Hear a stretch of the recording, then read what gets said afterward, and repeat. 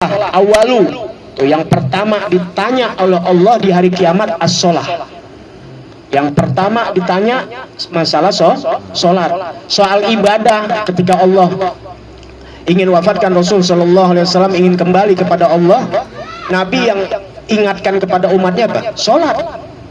Selain keluarganya, ahlul baitnya Nabi, ya, itu masa perlakuan. Tapi kalau soal ibadah, sholat. Gak dibilang zakat, saum, bukan as-sholah. Itu yang diperingatkan kepada kita. Karena sholat itu yang paling dekat kita kepada Allah. Dan sholat itu menjadi tiang agama. Setelah syahadat, sholat. Dan sholat ini jadi tolok ukur. Kalau sholatnya baik, maka nanti amal-amal yang lainnya nggak bakal diperiksa sama Allah. Itu di dalam kitab Habib Usman ada tuh, ya, tentang masalah sholat. Yang pertama bakal ditanya sholat. Kalau sholatnya baik, maka amal yang lain ringan. Maaf nih, kita punya amal mungkin rada cacat ya, nama manusia. Itu malaikat nggak reken kalau Betawi bilang. Sebab sholatnya yang diukur. Kalau sholatnya baik, yang lain nggak direken. Udah baik, udah kagak dilatin, udah. Kalau ibarat bahasanya begitu tuh. Tapi kalau sholatnya jelek, maka sungguh merugi dia. Kenapa? Bakal diteliti. Kalau sholatnya hancur semua. Tuh, tandanya di situ. Apapun amal baik kita, kalau sholat kita hancur, yang lain akan hancur. Makanya sholat yang pertama, syariatnya pertama sholat.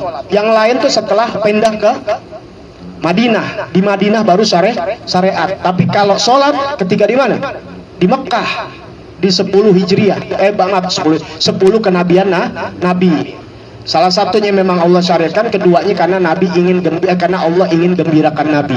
Karena Nabi pada saat itu wafat Sayyidatina Khadijah dan Sayyidina Abi Thalib, dua pembela yang sangat luar biasa anak Nabi.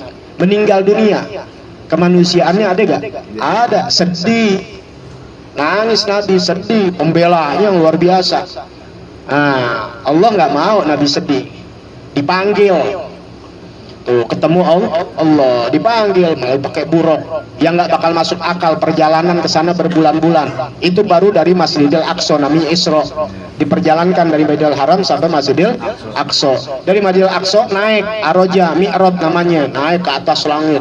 Ditemenin sama malaikat Jibril dari langit 1, ketemu Nabi ini. Tuh Habib Usman lengkap tuh kitabnya.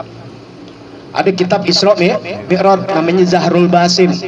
Ada kitabnya tuh Habib Sayyidil Walid selalu baca setiap kitab Isra Mi'raj. Ya, kita Isra Mi'raj Sayyidil Walid wajibin suruh baca. Setelah itu baru baca Maulid. Karena itu Maulid juga namanya, Maulid Isra Mi'raj namanya. Baca. Anda biasain tuh kalau Isra Mi'raj baca walaupun 2-3 pasal. Baca, kalau dibaca semua yang bisa sejam lebih.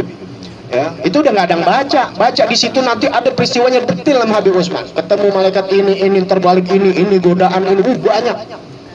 Nah, ketika naik lagi 1, 2, 3 sampai ke Sidratul Muntaha, ya, Sidratul Muntaha ini udah yang paling akhir, itu malaikat Jibril berhenti.